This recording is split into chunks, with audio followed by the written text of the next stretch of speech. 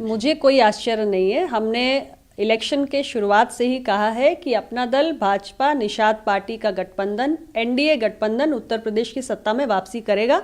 इसमें किसी प्रकार का कोई संदेह नहीं है। आज आपके एग्जिट पोल्स उसी दिशा में इशारा कर रहे हैं, तो मुझे कोई आश्चर्य नहीं है। मैं तो पहले दिन से ही कंफर्म हूँ।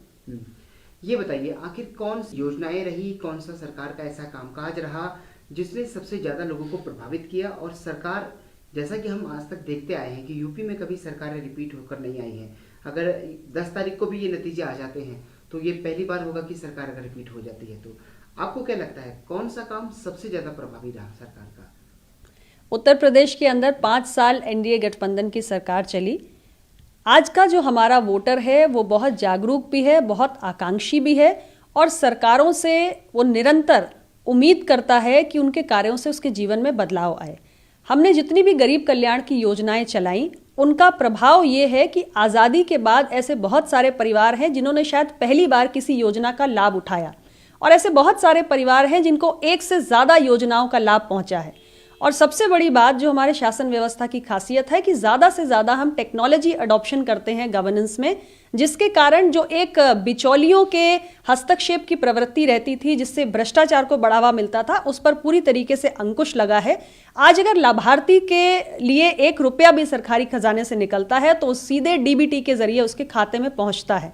तो एक सकारात्मक बदलाव, एक ईज ऑफ लिविंग का जो प्रभाव है उसे महसूस किया है उत्तर प्रदेश के वोटर ने, और यही कारण है कि एनडीए गठबंधन के प्रति उसका विश्वास पहले से कहीं ज्यादा बड़ा है, और यही फैक्टर है जो एनडीए की दोबारा सत्ता में वापसी कर रहा है। सरकार ने केंद्र के सभी दलों ने इस बात को ध्यान में रखा था कि जो केंद्र की योजनाएं हैं उनके जितने लाभार्थी हैं, राज्य की जितनी योजनाएं हैं उनके जितने लाभार्थी हैं, उन तक विशेष तौर पर पहुंचा जाए और उनको जाकर सरकार के बारे में और ज्यादा विस्तार से बताया जाए। तो क्या आपको लगता है कि जो पूरी रणनीति आप लोगों ने बनाई एक तरह से अपने वोटर के पास पहुंचने की, वो पूरी तरह से सफल हुई? देखिए, अगर सरकार ने काम किया है तो सरकार को अपना रिपोर्ट कार्ड लेकर अपनी उपलब्धियों का ब्यौरा देना ही चाहिए। हमने 5 साल काम किया, इसलिए हमारे काम का पूरा रिपोर्ट कार्ड हमारे पास था। अगर हमने योजनाएं चलाई और उनसे लोगों को लाभ पहुंचा, तो हमारे लिए उस वोटर को रीच आउट करना और उसका फीडबैक लेना, और ये भी देखना कि धरातल पर जो योजनाएं पहुंची हैं उनसे उसके जीवन में क्या बदलाव हुआ है, किस हद तक उनका प्रभाव पड़ा है, ये हमारे एक गवर्नेंस का हिस्सा है। और इसको हमने किया और हमने देखा कि कुल मिलाकर वोटर बहुत संतुष्ट है, और वोटर का एक विश्वास और भरोसा एनडीए गठबंधन की जो एक गवर्नेंस फिलॉसफी है या जो एक शासन व्यवस्था चलाने की एक कार्य संस्कृति है, उसमें भरोसा बढ़ा है। मैम, हम देख रहे हैं कि सारे एग्जिट पोल के नतीजों में एक चीज ये कि आपको पिछले मैंडेट से 50 से ज्यादा सीटों का नुकसान होता हुआ दिखाई दे रहा है। तो कहां पर आकर ये रह गया जिसमें कि 50 सीटों का नुकसान होता हुआ दिखाई दे रहा है, और पिछले आंकड़ों को आप छूने में एग्जिट पोल में फिलहाल अभी नहीं दिखाई दे रहा है? एग्जिट पोल के जो अनुमान होते हैं वो 100% तो नहीं होते हैं। जब पिछला विधानसभा चुनाव हुआ था तो एग्जिट पोल्स ने निश्चित रूप से एनडीए गठबंधन के पक्ष में रुझान दिखाए थे, जबरदस्त दिखाए थे, लेकिन 325 के आंकड़े की कल्पना नहीं थी लोगों को। लेकिन 325 का जब एक ये जादुई आंकड़ा आया तो लोग हतप्रभ हुए, आश्चर्यचकित हुए। तो अभी भी मैं कह रही हूं कि जब 10 मार्च को परिणाम आएंगे तो हमारी बहुत शानदार तरीके से और प्रचंड बहुमत के साथ वापसी होगी और तमाम किस्म के प्रश्नों पर विराम लग जाएगा। ये चुनाव जो है जिन्ना से शुरू हुआ था, उसमें आतंकवाद जैसे विषयों तक भी पहुंचा। आप लोगों ने राष्ट्रवाद की लाइन को लिया और उसी पर आप लोग आगे बढ़ते रहे।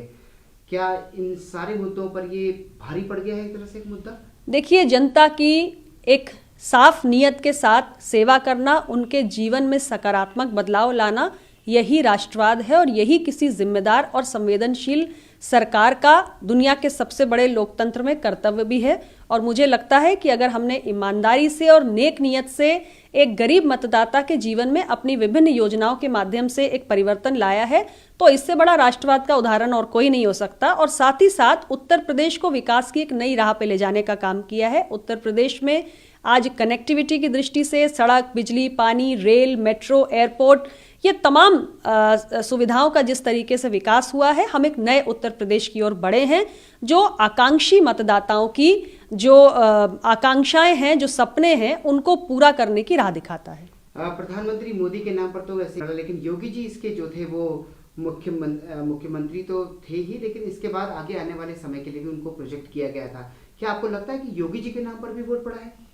देखिए, ऐसा है कि ये एक संयुक्त कैंपेन था जिसमें हमने उत्तर प्रदेश की सरकार, जिसका नेतृत्व माननीय योगी आदित्यनाथ जी कर रहे थे, निश्चित रूप से उनकी सरकार का और भारत सरकार का, जिसका नेतृत्व माननीय प्रधानमंत्री जी करते हैं, तो हमारे प्रधानमंत्री जी के मार्गदर्शन में और योगी जी के नेतृत्व में जिस तरीके से एनडीए सरकार की तमाम योजनाओं का लाभ उत्तर प्रदेश के आम मतदाता तक पहुंचा है, तो मुझे लगता है कि ये सारी बातों का एक प्रभाव रहा है और उत्तर प्रदेश में एनडीए की एक जबरदस्त वापसी हो रही है। आखिरी सवाल, स्वामी जब गए थे बीजेपी छोड़कर, तो उस वक्त कहा गया था कि पिछड़ों के हिसाब से बीजेपी के लिए बड़ा डेडलॉक, एक नुकसान होगा। क्या लगता है आपको कि पार्टी उस नुकसान से, वो नुकसान तो नहीं होता हुआ दिखाई दे रहा है, लेकिन जो ये 50 सीटें हमको कम आती हुई दिखाई दे रही है, क्या उस इलाके से हो सकती हैं?